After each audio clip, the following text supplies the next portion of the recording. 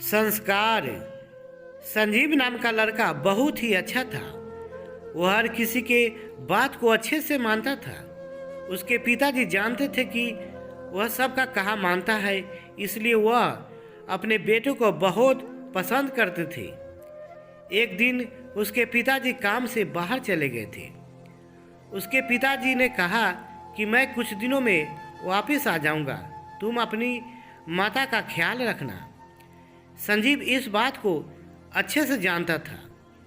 अगली सुबह ही उसकी माता की तबीयत अचानक ही खराब हो गई थी।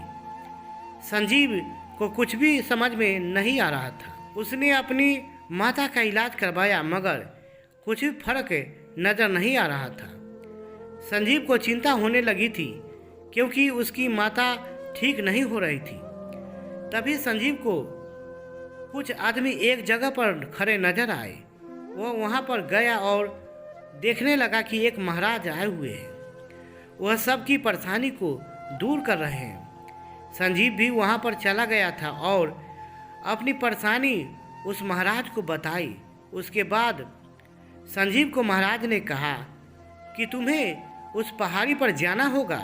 वहां पर एक ऐसा फूल होता है जिसको सूंघने से ही सभी बीमारी दूर हो जाती है, मगर यह काम इतना आसान नहीं है। अगर तुम वहां पर पहुंच भी गए तो जंगल के जानवर हमला भी कर सकते हैं। सोच लो कि तुम वहां पर जा सकते हो या नहीं। मगर संजीव वहां पर जाने के लिए मान गया था और सभी परेशानियों को भूलकर वह उस फूल को ले आया था। उसके बाद उसकी माता ठीक हो गई थी। जब पिताजी आए तो उन्हें पता चला कि संजीव बहुत मुश्किल से अपनी माता का इलाज करवा पाया था। पिताजी को उस पर गर्व महसूस हुआ और कहा कि तुम्हारे जैसा बेटा सभी के पास होना चाहिए, जो हर मुसीबत में सबका भला सोचता है और किसी भी परेशानी की परवाह नहीं करता है। धन्यवाद। आशा करता हूँ कि यदि यह कहानी अच्छी लगे तो अपने दोस्तों में शेयर करें। चैनल पर नए हो तो प्लीज़ सब्सक्राइब करें और साथ ही अपना राय कमेंट में बताएं कि यह कहानी आपको कैसी लगी।